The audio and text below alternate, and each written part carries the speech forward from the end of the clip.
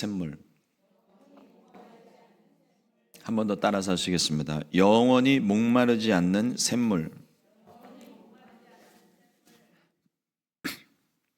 오늘 함께 봉독한 요한복음 4장 13절로 15절의 말씀 가지고 영원히 목마르지 않는 샘물이라는 제목으로 함께 말씀의 은혜를 나누겠습니다. 과학자들이 얘기를 할 때 사람의 몸의 70%가 물이라고 이야기를 합니다. 그래서 물만 잘 마셔도 건강을 유지할 수 있고 특히 탱탱한 피부를 유지할 수 있대요. 그러니까 물을 잘 드십시오. 뭐 차나 커피 이거는 물이 아니에요. 그냥 깨끗한 물, 아무것도 타지 않은 물, 그것도 차가운 물이 아니고 실온에 있는 그냥 미지근한 물, 아침에 한 잔 마시고 또 틈날 때마다 마시고, 뭐 어떤 과학자, 어떤 의사들은 뭐 하루에 2리터를 먹어야 된다는데 또 어떤 사람 말은 2리터 다 못 먹는다고, 또 어떤 사람은 더 먹으라고 얘기합니다. 그런 거 신경 쓰지 말고 틈날 때마다 물을 계속 드십시오. 그래서 그러면 우리 몸이 건강해질 수 있습니다. 하나님이 그렇게 우리를 창조하신 거예요. 창조의 질서대로 살게 되시기를 주님의 이름으로 축복합니다. 우리의 목이 마르거나 갈증이 난다는 건 내 몸에서 물을 필요로 하고 있다는 신호를 보내는 거예요.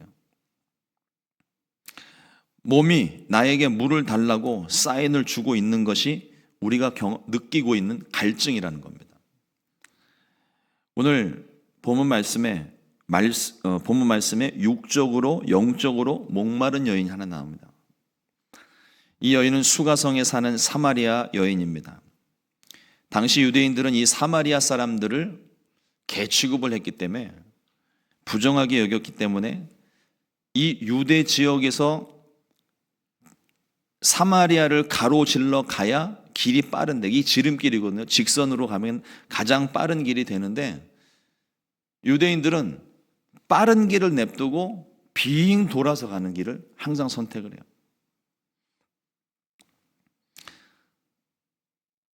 그런데 예수님이 오늘 말씀에 보면 굳이 사마리아 길을 가셨습니다. 그러니까 시간이 없어서 빠른 길을 가시려고 이 사마리아 길을 선택하신 게 아니라 굳이 사마리아 길을 선택하셔서 가신 목적이 있는 것 같아요. 요한복음 4장 3절로 4절 말씀에 보면 유대를 떠나사 다시 갈릴리로 가실새 사마리아를 통과하여야 하겠는지라. 예수님은 시간에 쫓겨다니시는 분은 아니에요. 뭔가 목적을 가지고 가시는 분이십니다. 그런데 굳이 사마리아를 가셔야만 했다고 성경이 기록하는 게 독특한 표현입니다. 왜 그러셨을까요?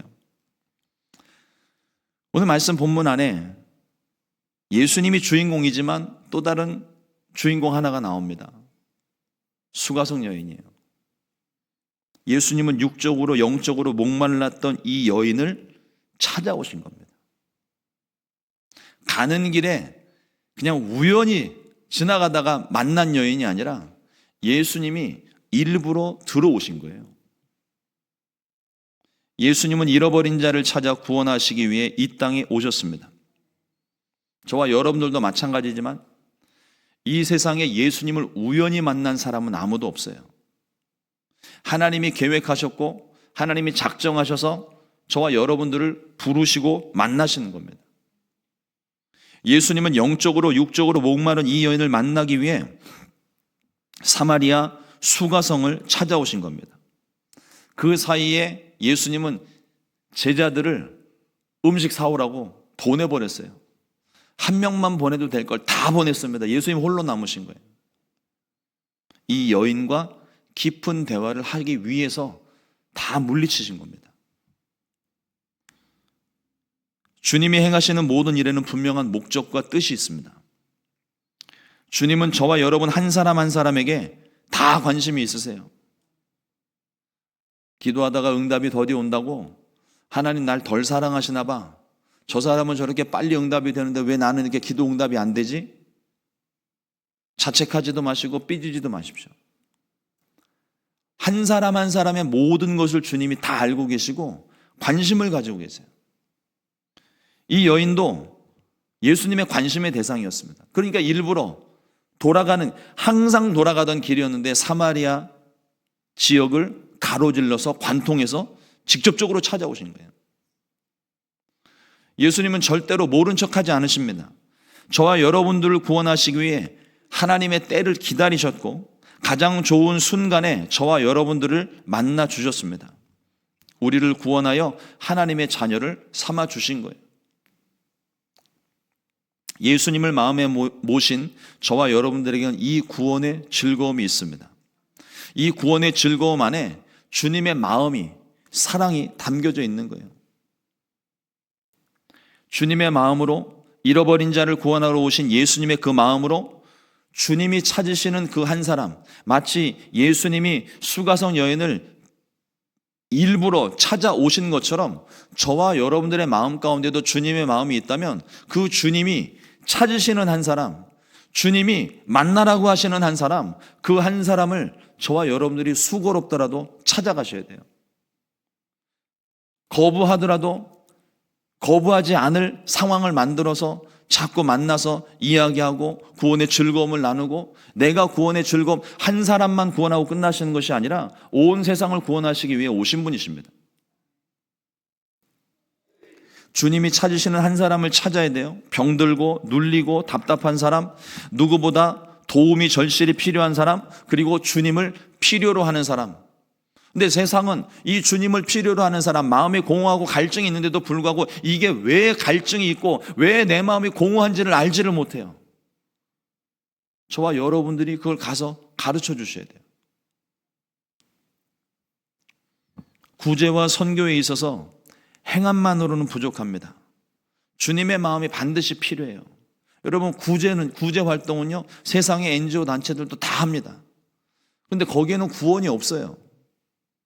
근데 우리가 구제하고 사랑을 나누는 건 주님이 긍휼히 여기시는 마음 때문이기도 하지만 본래 목적은 복음을 전하고 그들을 살려내는 거예요.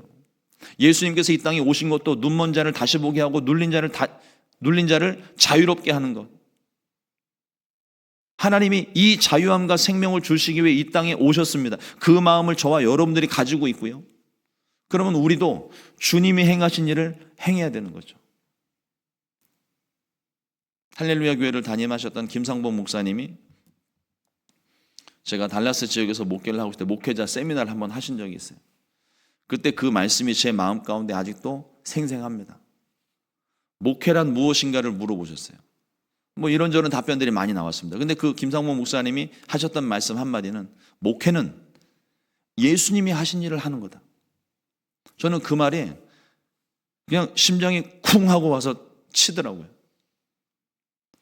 예수님이 하신 일을 그대로 이어받아서 하는 거예요. 그러니 뭐 세상의 지혜와 이런 것들을 나누는 게 아니라 예수님 말씀하신 것, 그 말씀을 전하는 것이고, 예수님이 가난한 자와 헐벗고 굶주린 자들과 함께 어울려서 그들을 위로하시고 다시 세우신 일을 저와 여러분들이 해야 되는 거예요. 목회자들만 하는 게 아니라 우리 모두의 사명입니다. 그게 주님의 마음을 가진 사람의 마음이에요. 주님이 행하신 것처럼 가난하고 헐벗고 굶주리고 눌리고 자유함이 없는 자, 보지 못하는 자들에게 복음을 전하고 진실된 마음으로 사랑하고 구제해야 되는 것. 이게 주님의 뜻인 거예요. 구원의 즐거움을 회복하고 주님의 마음을 전하는 저와 여러분들이 되시기를 주님의 이름으로 축원합니다. 예수님께서 우물에 홀로 계실 때 사실은 음식이 오기를 기다리신 게 아니라 이 여인이 오기를 기다리고 계신 거잖아요. 이 여인이 드디어 우물에 물을 얻으려고 나왔습니다. 다시 말씀드리지만 이 여인은 예수님을 우연히 만난 것이 아니라 하나님의 때에 만난 거예요. 주님이 기다리셨습니다. 예수님께서 여인에게 먼저 물을 달라고 말씀을 하세요. 그러니까 이 여인이 아주 쌀쌀맞게 대답을 합니다. 당신 딱 봐도, 누가 봐도 유대인인데 당신과 우리 사이를 모르냐고. 나 같은 사마리아 사람에게 왜 물을 달라고 하냐고. 우리 관계 알지 않냐고. 아주 냉정하고 쌀쌀맞게 이야기를 합니다. 그만큼 유대인과 사마리아인의 관계가 좋지 않았다는 거예요. 예수님은 이 여인의 태도와 상관없이 생수를 말씀하십니다. 요한복음 4장 10절 말씀에 예수께서 대답하여 이르시되 내가 만일 하나님의 선물과 또 내게 물 좀 달라 하는 이가 누구인 줄 알았더라면 내가 그에게 구하였을 것이요 그가 생수를 내게 주었으리라. 하나님의 선물은 구원을 말하는 것이고 영원한 생수를 이야기합니다. 그리고 물 좀 달라 하시는 분은 지금 말씀하시는 분 예수님을 이야기하는 거예요.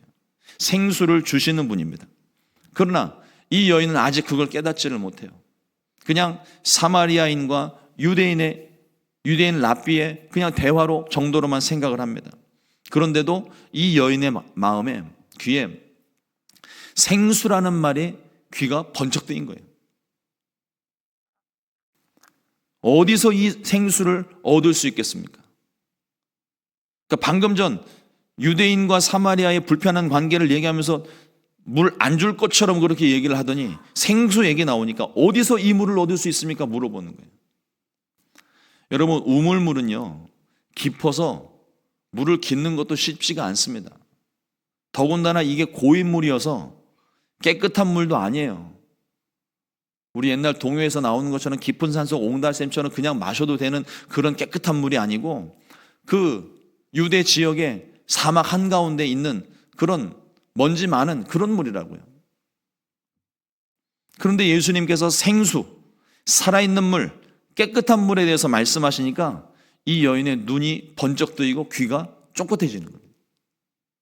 예수님이 이 여인의 귀가 더 번쩍 뜨일 말씀을 또 하십니다. 요한복음 4장 13절로 14절 말씀에 예수께서 대답하여 이르시되 이 물을 마시는 자마다 다시 목마르려니와 내가 주는 물을 마시는 자는 영원히 목마르지 아니하리니 내가 주는 물은 그 속에서 영생하도록 솟아나는 샘물이 되리라. 예수님이 지금 정수기를 팔러 오신 게 아니에요. 집집마다 설치되어진 정수기로 더 이상은 이제 물을 길러 오지 않아도 된다는 영업을 띄고 계신 게 아닙니다. 다시 목마르지 않는, 영원히 목마르지 않는 이 물에 대해서 말씀을 하십니다. 예수님을 쌀쌀맞게 대했던 이 여인이 눈이 동그래져서 예수님 앞에 엎드려 이 영원한 샘물을 구하기 시작합니다.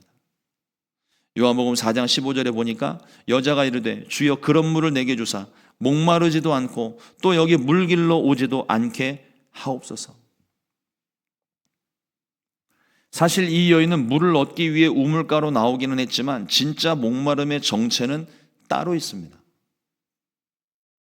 이 여인이 물을 길러 나온 시간은 해가 중천에 떠 있는 아주 뜨거운 태양이 있는, 그래서 사람들이 물 길러 오지 않는 시간에 물을 길러 온 거예요. 그 말은 이 여인은 사람들을 만나고 싶어 하지 않았다는 겁니다. 사람들과 마주치는 걸 싫어했다는 거예요. 왜냐하면 그 여인의 마음 가운데 아픔이 있거든요. 예수님께서 그거를 정확하게 지적을 하십니다. 말이 진행되면서 자연스럽게 질문이 오고 가는 게 아니라 그냥 꽁충꽁충 뛰면서 예수님이 질문을 하시는 거예요. 처음에 물을 달라고 그랬더니 유대인과 사마리아 관계를 얘기하는 이 여인에게 생수에 대해서 이야기하고 그 물을 어디서 얻을 수 있냐고 그랬더니 갑자기 이 예수님 하시는 말씀이 가서 남편 불러오라는 거예요. 그 생수가 너무 많아서 남편이 있어야 물을 가지고 갈 수 있으니까 일꾼 가서 데려오라는 말씀이 아니죠. 이 여인이 이 질문을 듣고 가슴이 뜨끔합니다. 왜냐하면 이 여인에게 지금 남편이 없습니다. 남편을 데려올 수가 없었던 거죠. 이전에 남편이 5이 있었고 지금 같이 살고 있는 남자도 정상적인 관계가 아니었기 때문입니다. 그러니까 이 여인의 삶은요, 이 지금 복잡한 관계를 생각해 볼 때 여인의 상태는요, 굉장히 의존적인 사람이에요. 이 사람 저 사람 마음에 드는 사람을 찾아서 계속 이쪽에 살았다가 저쪽에 살았다가 계속 바뀌는 거예요. 의존적입니다. 당시 시대적인 상황으로 볼 때 여인으로서 어쩔 수 없는 상황이기도 했겠지만 여인은요, 사람에게서 만족감을 얻지를 못하는 거예요. 그저 마음의 상처뿐입니다. 그 상처를 주님이 보시고 말씀하시는 거예요. 우리 인생에도 이와 같은 갈증이 있습니다. 채워지지 않는 목마름이 있어요. 돈을 벌어도 채워지지 않고 명품으로 도배를 해도 만족스럽지 못하고 수많은 박사 타이틀과 명예를 가져도 해결되지 않는 인생의 갈증이 있습니다. 채워도 채워지지 않으니 점점 더 강한 자극으로 이어지게 되고 결국에는 약이나 술이나 마약 같은 세상 것들을 더 의지하게 됩니다. 그러나 세상 것들을 의지한들 이 여인처럼 만족감을 누리지를 못하는 거예요. 진짜를 얻지 못하고 계속 세상적인 헛된 것들, 껍데기뿐, 있다가 사라지는 것들, 이것만 가지고 이 마음을 채우려고 하니까 마음이 뭔가를 가지긴 가졌는데 만족스럽지 못하고 항상 공허한 거예요. 사람들과의 관계도 마찬가지입니다. 충분히 사랑받은 사람은 남을 사랑할 수 있지만 사랑받지 못한 사람은 사랑에 늘 굶주려 있어서 만족함이 없습니다. 왜 우리 인생에 이와 같은 목마름이 생겼을까요? 하나님의 모양과 형상대로 지음받았던 우리가 죄로 인해서 하나님과의 모든 관계가 깨졌기 때문입니다. 단순하게 하나님의 모양과 형상이 관계가 깨진 것으로만 생각하면 안 되고요. 그 하나님과의 관계 속에서 내게 공급해 주셨던 것, 내가 공급받고 있었던 것이 있는데 관계가 깨져서 공급이 안 되는 거예요. 지금 세계 정세를 한번 보십시오.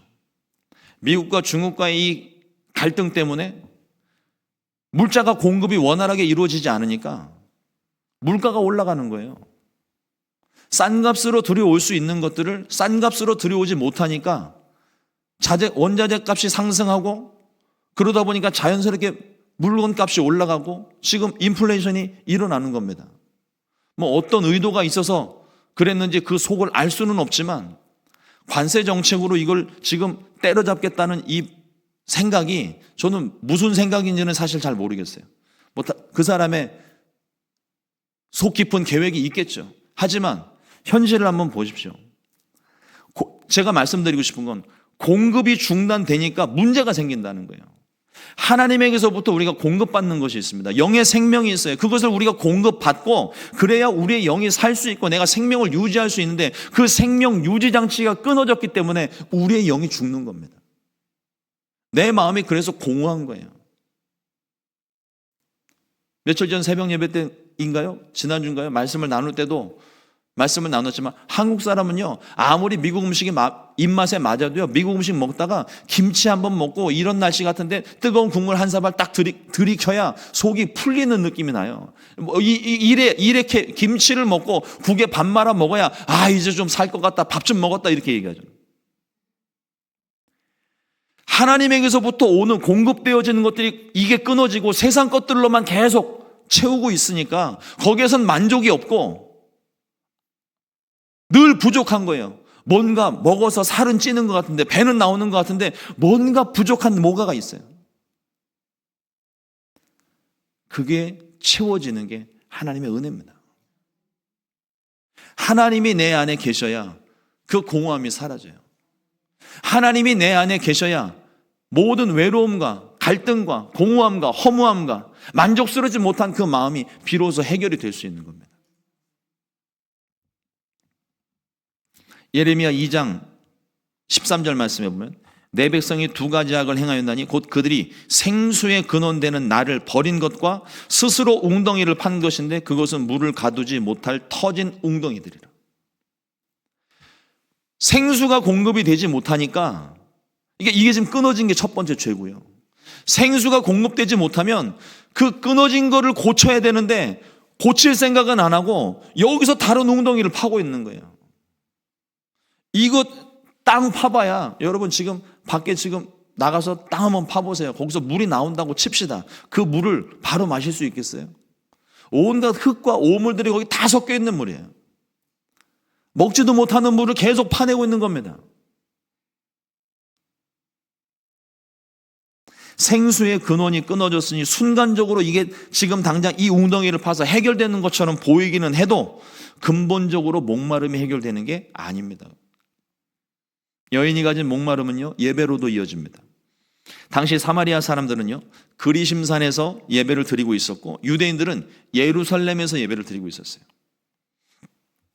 여인의 질문이 이것입니다. 하나님께로 나아가 참되게 예배하려면 어디로 가야 됩니까? 그러니까 바꿔 말하면 그리심산에서 예배 드리는 게 맞습니까? 예루살렘에서 예배 드리는 게 맞습니까? 뭐가 맞는 겁니까? 물어보는 거예요.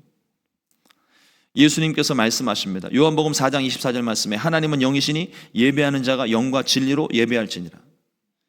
여인이 장소를 묻는 질문에 예수님은 마음을 말씀하시는 거예요. 그러니까 이게 정신 차리지 않으면 계속 동문서답하시는 것처럼 생각할 수 있는데 이 여인의 갈급함이 있었기 때문에 그 말씀을 놓치고 싶지 않은 거예요.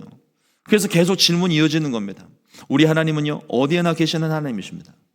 예수님의 십자가 사건과 성전 휘장이 찢어지기 전까지는 하나님은 거룩한 곳을 지정하셨어요. 언약궤가 있는 자리입니다. 성전이 세워지기 전까지는 성막이 지정된 장소였고 언약궤가 옮겨진 이후로 성전이 지정된 장소가 된 거예요. 그러나 이 성전의 휘장이 찢어지고 하나님과의 관계가 회복된 후부터는 장소적인 의미가 사라집니다. 마음의 중심, 곧 온 마음과 정성으로 하나님을 예배하는 마음을 강조하시는 거예요. 두세 사람이 주의 이름으로 모인 곳에 주님이 함께 하시고 주의 이름으로 모인 그 교회에 성령이 운행하시는 겁니다. 우리의 채워지지 않는 목마름을 과연 우리는 어떻게 해결할 수 있을까요? 세상 그 어떤 것으로도 인생의 목마름은 해결되지 않습니다.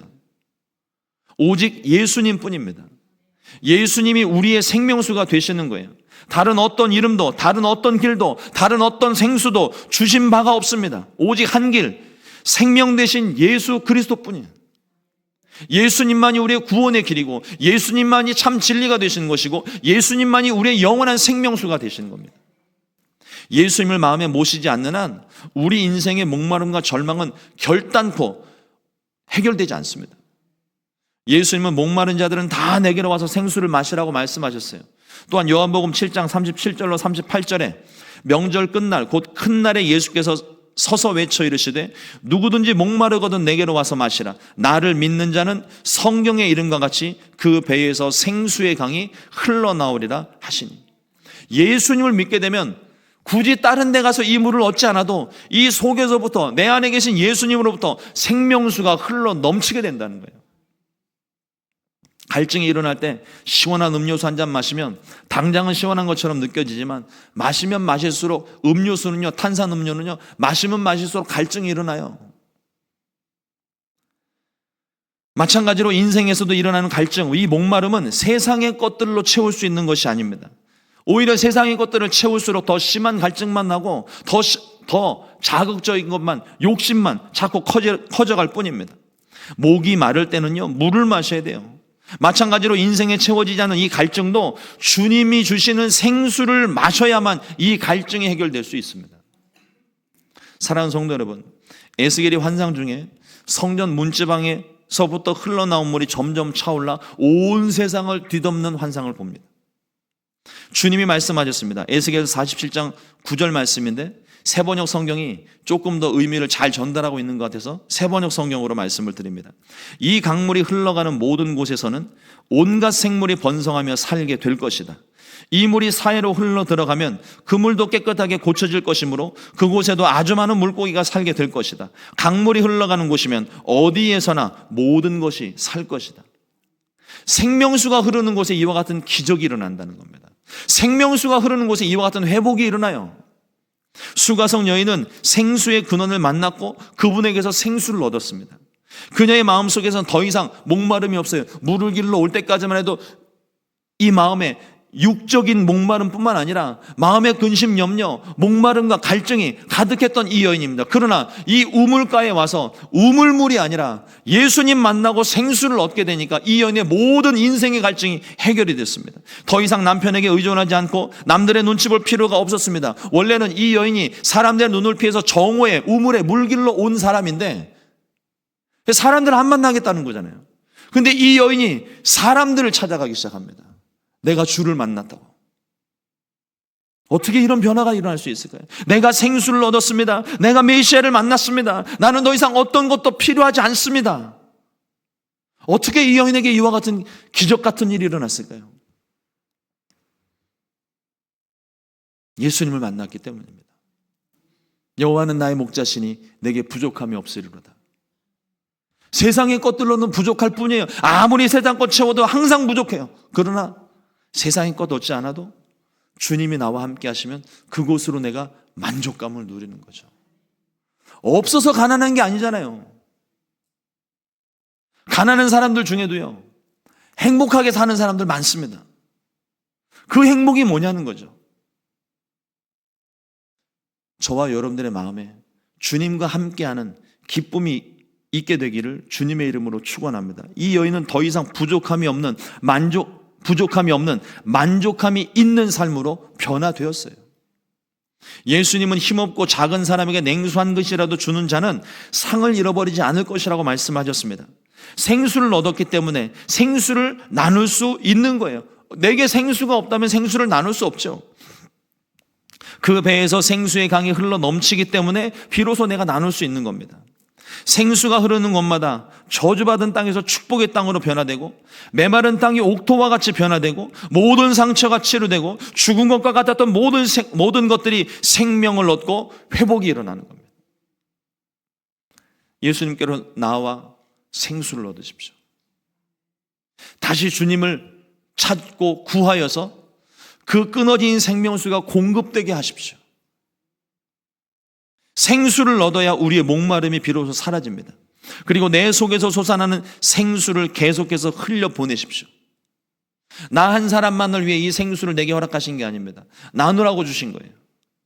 흘려보낼수록 더 깨끗하고 맑은 생명수를 공급받을 수 있습니다. 생명수 있는 곳에 모든 것이 생명을 얻고 회복이 일어날 거예요. 나 같은 사람이 그렇게 할 수 있을까? 여러분들이 하는 거 아닙니다. 주님이 하시는 거예요. 내 속에 계신 주님이 이 생명수를 흘러 넘치게 할 때 이 생수를 받는 자마다, 이 생수를 마시는 자마다 나처럼 구원의 즐거움으로 회복되고 목마름이 사라지고 생명이 빛나게 될 줄로 믿습니다. 주님 주시는 이 생수로 말미암아 영혼이 잘 되고 범사가 잘 되고 강건하게 되시기를 우리 주님의 이름으로 축원합니다. 기도하겠습니다.